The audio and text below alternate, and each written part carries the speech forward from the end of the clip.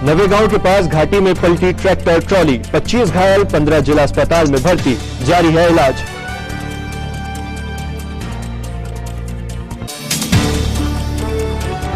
केंद्रीय कृषि बिल के विरोध में किसानों को सीटू का समर्थन, 25 दिन से जारी है किसानों का आंदोलन।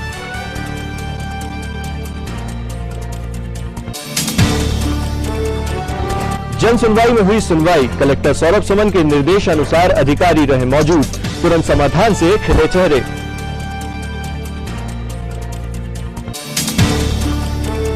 और कोचिंग वाले अब तक परेशान, प्रशासन को ज्ञापन सौंपा, मांगा समाधान।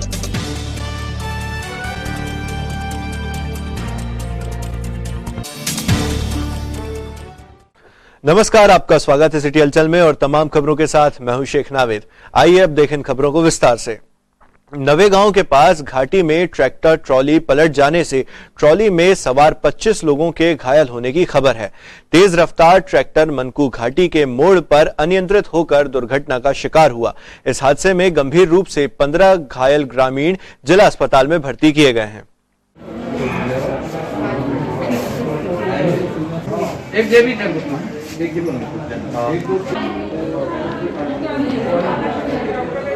वो तो पता नहीं कितने हुआ, लेकिन 20-25 बोल रहा है, लेकिन कैसे अलग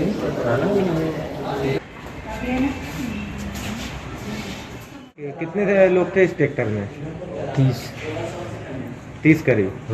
कितने लोग घायल हुए? अब उतना तो मैंने गिनती नहीं की कि कितना हुआ। तो अब गांव से बैठ के आ रहा था, जब देखा फिर वो टैक्सी पलटी हुआ, जब पता लगा फोन तो फिर आए उनके पास। फिर भी लगभग कितने हुए होंगे घायल?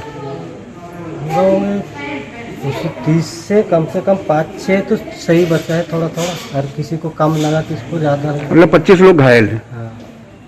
तो ये जामे में कितने लोग हैं? वहाँ उतना अपन को गिनती नहीं है। ये कहाँ से कहाँ जा रहे थे? ये नवेगांव मतलब आया डोंग से दूर मनको घाटी के साथ गन्ना काटने आ रहे थे। अच्छा, ट्रैक्टर ये आप लोग कहाँ के रहने वाले हो? कारा डोंगरी। हाँ। कैसे पलटा ट्रैक्टर, कैसे पलटा मालूम है क्या? अब वो कैसे पलटा अपन को काय का पता नहीं, अपन देखा नहीं ना पलटा हुआ, जैसे अपन तो घर में काम कर रहा था। तो ये किसी ठेकेदार के साथ जा रहे थे कि फिर? नहीं, वो सूरज नाम था ना घाना का, वो लेबर ला रहा था। ये ट्रैक्टर कहाँ पलटा है? वो मनको घाटी। देश की राजधानी दिल्ली में जारी किसान आंदोलन को श्रमिक संगठनों का भी समर्थन हासिल हो चुका है। पेंच कन्हान संयुक्त श्रमिक संगठन सीटू ने किसानों को खुला समर्थन देते हुए कृषि बिल को काला कानून कहा है। आंगनवाड़ी वाड़ियों की मांगे पूरी करो, पूरी करो, पूरी करो। आंगनवाड़ी पे अत्याचार बंद करो, बंद करो, बंद करो। आंगनवाड़ी में काम करने वालों पे जुल्म बंद करो, बंद करो, बंद करो। कृषि कानूनों को वापस लो, वापस लो, वापस लो। कृषि कानूनों को वापस लो। महामहिम राष्ट्रपति जी की ऊपर तो आपको वाचन कर देता हूँ 2 लाइन में। इसमें लिखा प्रति महामहिम राष्ट्रपति महोदय जी, नई दिल्ली, भारत सरकार। लाल झंडा कोरमैन मजदूर यूनियन सीटू पेंच कन्हान के द्वारा देश भर में किसानों के द्वारा जो आज 26वां दिन किसान द्वारा आंदोलन चलाया जा रहा है और दिल्ली को इस प्रकार से कड़कड़ाती ठंड में घेर के जो बैठा गया है और जो काले कानून लाई है केंद्र सरकार के द्वारा जो पारित किए गए हैं, उनके समर्थन में जो किसान हमारे पूरे देश में आंदोलन कर रहे हैं, उनके समर्थन में लाल झंडा कोरमैन मजदूर सीटू के द्वारा आज ज्ञापन के माध्यम से हम लोग विगत और ये मांग कर रहा है लाल झंडा कोरमैन मजदूर यूनियन सीटू पेंच कन्हान कि तीनों कानूनों को जल्द से जल्द केंद्र सरकार समाप्त करे। ये कृषि कानून जो है कहीं ना कहीं किसानों के लिए फांसी का फंदा साबित होने जा रहा है। इसलिए उनके समर्थन में आज हम लोग निरंतर 5 दिन से अभी हम लोग गेट मीटिंग के माध्यम से पूरी कॉलोनी में गेट मीटिंग के माध्यम से और अपने चौराहा पे प्रदर्शन कर रहे हैं और आज प्रदर्शन का अंतिम दिन है हमारा, जिसमें हम लोग अंतिम दिन में कृषि कानूनों को रद्द करने के लिए हम लोग आज कलेक्टर महोदय को ज्ञापन देने जा रहे हैं। जिला कांग्रेस मुख्यालय राजीव भवन में आज पार्टी के जिलाध्यक्ष पंडित गंगा प्रसाद तिवारी की अध्यक्षता में महत्वपूर्ण बैठक संपन्न हुई। बैठक में ब्लॉक कांग्रेस ग्रामीण अध्यक्ष अमित सक्सेना और जिला युवक कांग्रेस अध्यक्ष पांडुरना विधायक नीलेश उइके के साथ कार्यकारी अध्यक्ष विक्रम आहाके की मौजूदगी में आगामी चुनावों की रणनीतिक चर्चा कर निर्णय लिए गए। और मैंने विगत 5 साल आपके माध्यम से युवा कांग्रेस का, अब तो कोई बहुत ज्यादा समय नहीं बचा, 2-2.5 साल का समय बचा है। आप देख रहे हैं कि माननीय कमलनाथ जी ने 15 महीने की जो सरकार थी उसमें क्या क्या काम किया, चाहे वो एग्रीकल्चर कॉलेज की बात हो, हॉर्टिकल्चर कॉलेज की बात हो, यूनिवर्सिटी की बात हो, सिम्स हॉस्पिटल की बात हो, सेंट्रल जेल की बात हो, ऐसे बहुत सारे अनेक काम, हमारी सिंचाई परियोजना की बात हो, ये इतने महत्वपूर्ण काम उन्होंने किए कि निश्चित रूप से छिंदवाड़ा का नक्शा बदल जाता। मैं चाहता हूँ सबसे ज्यादा नुकसान हमारे जिले को हुआ, हमारे क्षेत्र के नौजवान साथियों का हुआ, क्योंकि ये सब योजनाएं लागू होती तो निश्चित रूप से रोजगार बढ़ते, हमारे नौजवान साथियों को रोजगार मिलता। आप लोगों के आशीर्वाद से मैं आप लोगों को भरोसा दिलाता हूं, मैं पूरी टीम यूथ कांग्रेस की टीम की ओर से आप सबको भरोसा दिलाता हूं, जो जिम्मेदारी माननीय कमलनाथ जी, रघुनाथ जी और हमारे वरिष्ठ नेताओं ने हमें दिए हैं, पूरा ईमानदारी से, पूरी लगन और पूरी निष्ठा के साथ आदरणीय कमलनाथ जी और रघुनाथ जी के हाथों को मजबूती प्रदान करने का प्रयास करेंगे। हमारे सांसद रघुनाथ जी जवान है, यूथ कांग्रेस की पूरी टीम जवान है, हमारे पूर्व मुख्यमंत्री माननीय कमलनाथ जी भी अभी जवान से कम नहीं है, हमारी सरकार नहीं है, कांग्रेस की टीम आपकी है, वरिष्ठ नेताओं का आशीर्वाद और सहयोग हमेशा युवाओं के ऊपर रहा है। मैं अभी क्षेत्र में जाता हूँ, हमारे युवाओं में बहुत निराशा है कि हमारी सरकार चली गई है, हम कैसे चुनाव जीतेंगे। हमारे पास बताने के लिए बहुत कुछ है, 15 साल में नहीं हुए, 15 महीने के अंदर ऐतिहासिक और बहुत शानदार काम हुए। पेंशन की बात हो, 300 से बढ़ाकर माननीय कमलनाथ जी ने पेंशन 600 रुपए किया है।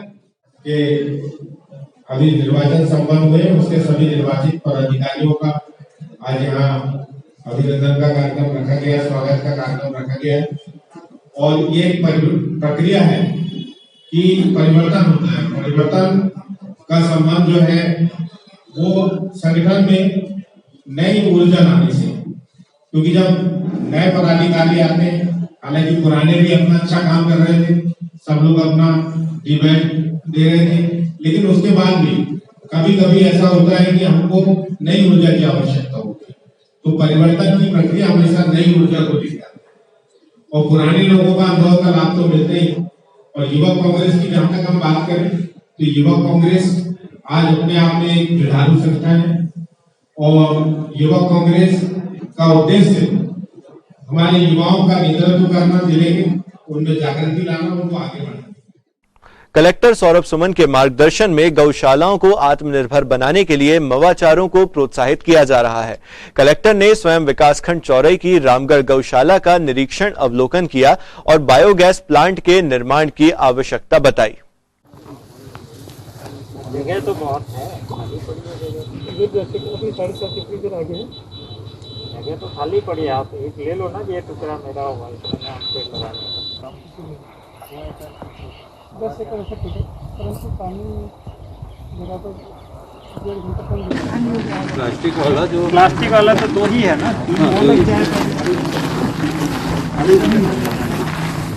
किसानों के साथ में मिलकर हम काम कर रहे हैं।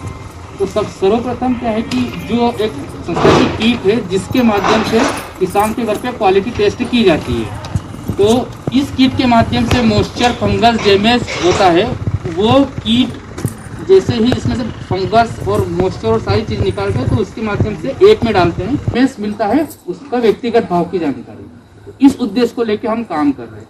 अब इसमें जो हमारे गांव में ग्राम साथी या जो भी स्वरोजगार शुरू करना चाहते हैं वो कैसे कर सकते हैं, इसके वो सारी प्रक्रिया करने के बाद ये हर एक किसान के घर पे होती है। तो ये जो ग्राम हेल्थ संस्था है, ये जो प्लांटों में जो क्वालिटी टेस्ट होती है फसल की, अनाज की, वो होगा, वो स्वरोजगार भी प्राप्त कर पाएगा। इस उद्देश्य को लेकर हम काम कर रहे हैं। अब जो किसान हमसे क्वालिटी टेस्ट करवाते हैं, जो अभी चौरई में बहुत सारी कंपनियां हैं, उनको डेली माल चाहिए और उनको भी बहुत बड़ी समस्या आती है, व्यापारी लोगों को भी, कि सही माल नहीं मिल पाता ताकि उनकी गाड़ियां रिजेक्ट होती है। उनको भी अगर क्वालिटी वाला माल डीआईजी अनिल महेश्वरी ने महिला सशक्तिकरण की दिशा में सतत क्रियाशील एनजीओ की न केवल तारीफ की बल्कि इवेंट में शामिल होकर युवतियों को प्रोत्साहन प्रदान किया।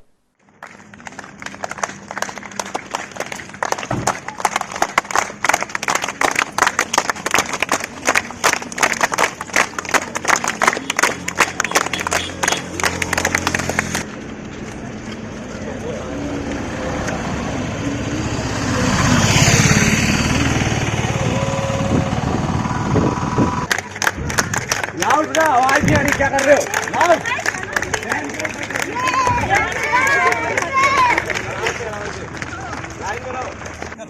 एक साइड रहो, बोले तुम्हारा लास्ट है।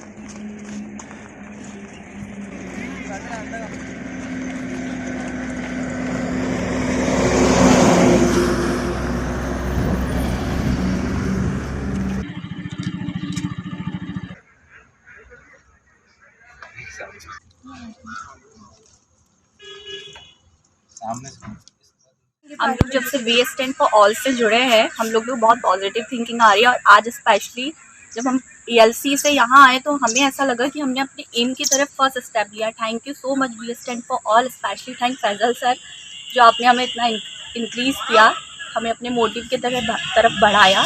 इस सब चीज़ के लिए थैंक यू सो मच। आप और सभी लड़कियों को वी स्टैंड फॉर ऑल से जुड़ना चाहिए, क्योंकि सारी पॉजिटिविटी है तो, लेकिन सब इन्हीं के अंदर से आ रही है। Thank you. जन सुनवाई को और सार्थक और त्वरित समाधानकारी बनाने की दिशा में कलेक्टर सौरभ सुमन की पहल आज डीएम कोर्ट में तब नजर आई जब आवेदकों की सुनवाई के दौरान प्रमुख विभागीय अधिकारी भी कोर्ट में मौजूद दिखे।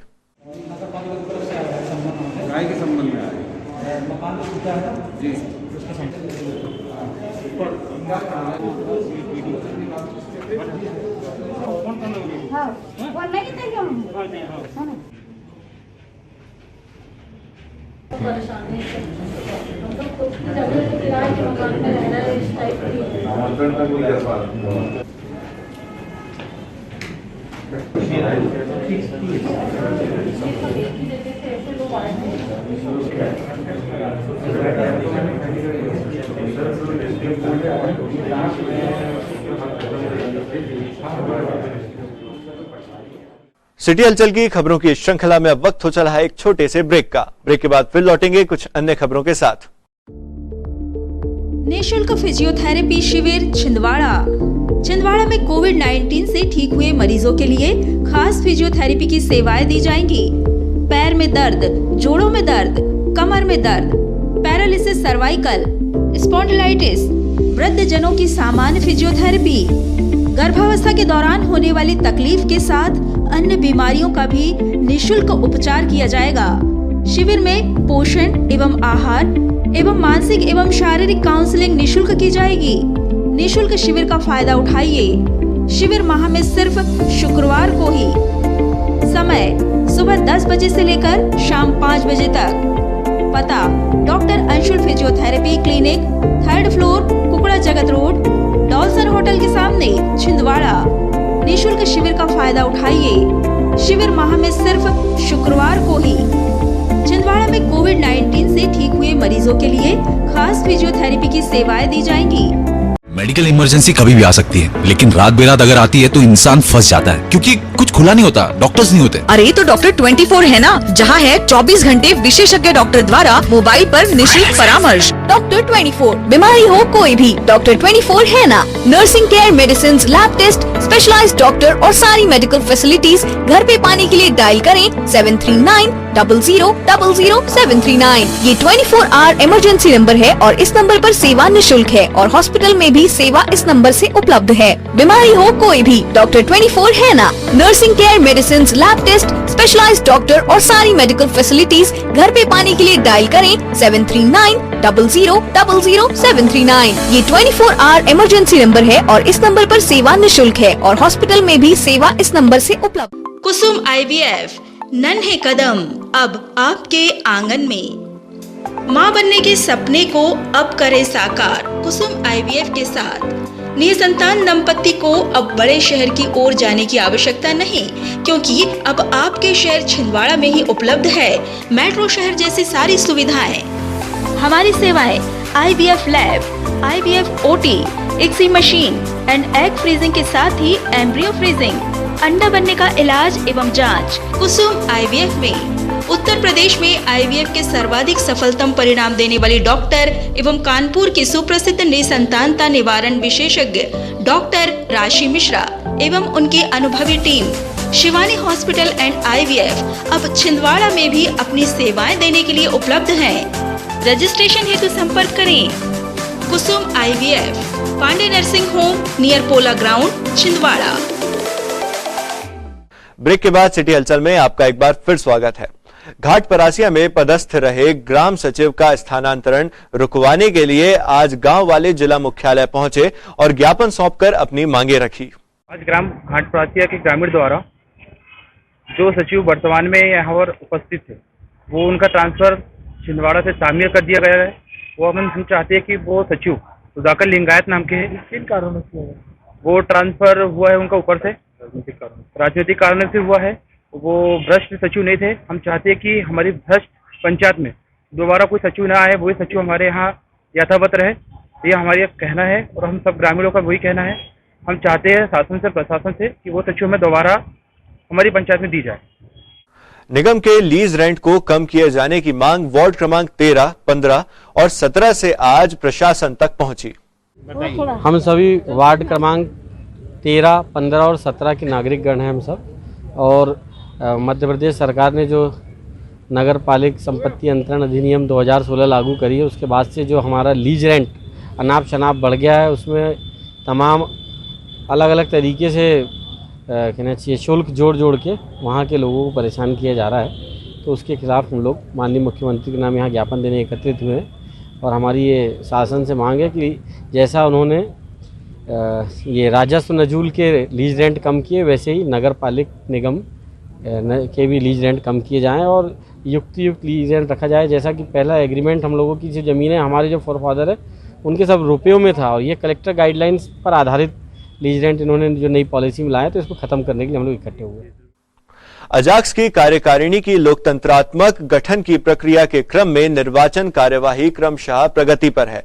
17 नामांकन दाखिल किए जा चुके हैं।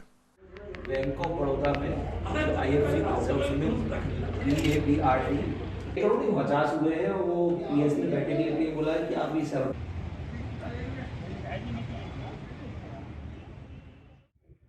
वर्तमान में प्रांतीय अजाक्स संगठन के द्वारा निर्णय लिया गया कि छिंदवाड़ा जिले में निर्वाचन कराया जाए। इस निर्वाचन प्रक्रिया में 15 तारीख तक निर्वाचन के नामावली तैयार की गई, 17 तारीख तक निर्वाचन के अंतिम सूची जारी की गई और 22 तारीख तक आज आखिरी दिन है कि निर्वाचक अपना नामांकन दे और 24 तारीख तक नाम वापसी की तारीख है। इसके बाद में 27 तारीख को चुनाव होंगे।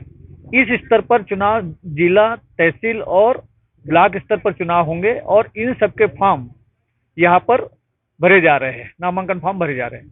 अभी तक के जो नामांकन की प्रक्रिया हुई है, उस नामांकन प्रक्रिया में कुल 23 फॉर्म बिके हैं और 17 फॉर्म लोगों ने 17 नामांकन फॉर्म जमा किए हैं। इस प्रकार चुनाव की प्रक्रिया एक शासकीय भवन में म्यूजियम के इसमें चल रही है और ये कार्य बड़े शांतिपूर्वक संपन्न हो रहा है। सभी कर्मचारी जो जिले के हैं वो अनुसूचित जाति जनजाति अधिकारी कर्मचारी संगठन के प्रति समर्पित है और अपना नई कार्यकारिणी के गठन के लिए चुनाव की प्रक्रिया में संलग्न है और अनुशासन प्रिय ढंग से ये चुनाव संपन्न होंगे। धन्यवाद। कोचिंग वालों की पीड़ा को अब तक समाधान का मरहम हासिल नहीं हो सका है। एसोसिएशन सदस्यों ने एक बार फिर प्रशासन का दरवाजा खटखटाया है। ज्ञापन की फोटो खींचिए, उसकी कॉपी। आज हम कलेक्टर साहब से विगत 9 महीने से जो हमारे छिंदवाड़ा जिले के कोचिंग संस्थान बंद है और जिसके कारण सभी कोचिंग संचालकों को आर्थिक और सामाजिक कई सारी समस्याएं झेलनी पड़ रही हैं। हमने उनसे निवेदन किया कलेक्टर साहब से कि वो हमारे लिए भी गाइडलाइन जारी करें और प्रशासन के सभी गाइडलाइंस का पालन करते हुए हम कोचिंग का संचालन करने में सक्षम है। और विगत 1 महीने से हम लगातार सर से संपर्क कर रहे हैं कि वो जो भी गाइडलाइंस तय करें और उसके तहत हम संचालन करने के लिए तैयार हैं।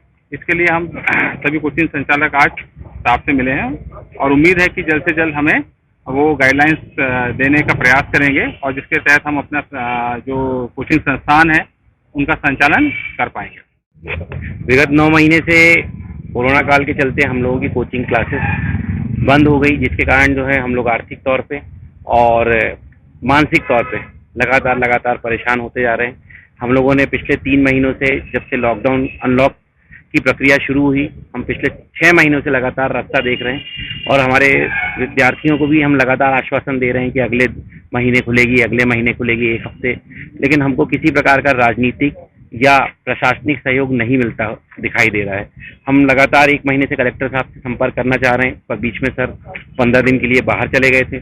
हमने ज्ञापन भी सौंपा, लेकिन उसकी कोई हमारे पास जवाबी प्रक्रिया जवाब नहीं आया। आज फिर हम कलेक्टर साहब से मिले, उन्होंने आश्वासन दिया है कि हम जल्द से जल्द गाइडलाइन बनाएंगे।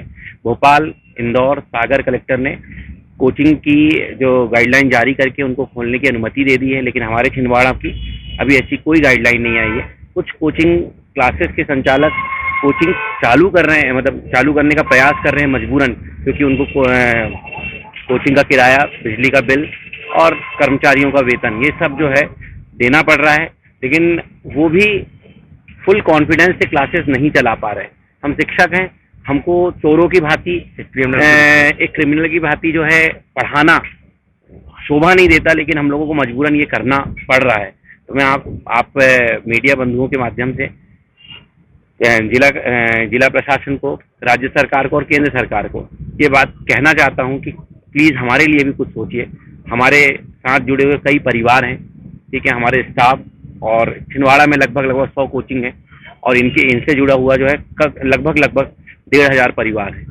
और बच्चों का भी हम लोगों ने बहुत फीस वगैरह लिया हुआ है, उनको भी आश्वासन दे के हम थक चुके हैं। अब हमें इस अवस्था में समझ में नहीं आ रहा कि आगे का हम व्यवसाय कैसे चलाएं। तो प्लीज आप लोग जो है इस बात को उठाइए और हमारे लिए भी कुछ व्यवस्थाएं बनाइए।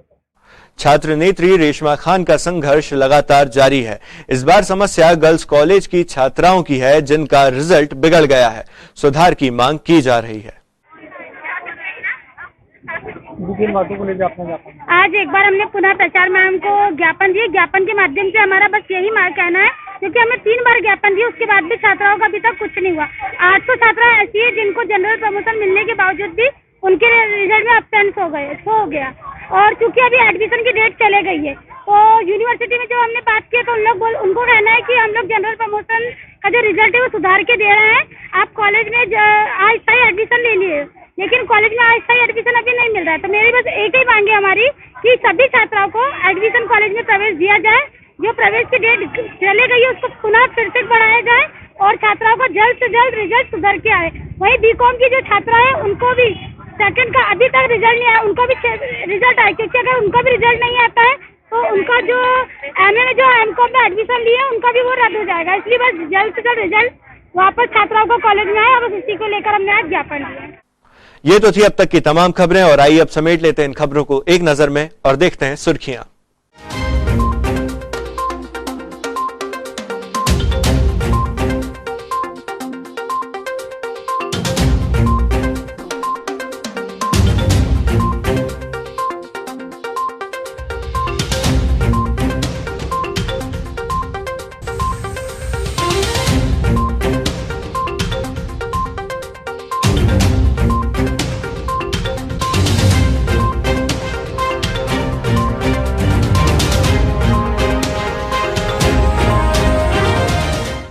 आइए अब अंत में चलते चलते एक बार फिर नजर डाल लें आज की हेडलाइंस पर। नवेगांव के पास घाटी में पलटी ट्रैक्टर ट्रॉली, 25 घायल, 15 जिला अस्पताल में भर्ती, जारी है इलाज।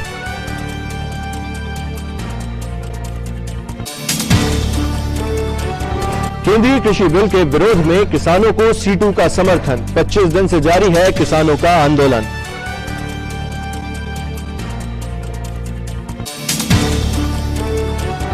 जन सुनवाई में हुई सुनवाई, कलेक्टर सौरभ सुमन के निर्देशानुसार अधिकारी रहे मौजूद, तुरंत समाधान से खिले चेहरे।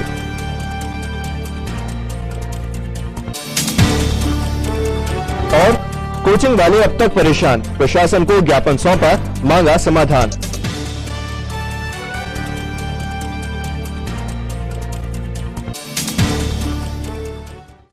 सिटी हलचल की इस बुलेटिन में फिलहाल इतना ही, लेकिन कुछ और नई खबरों के साथ आपसे फिर होगी मुलाकात।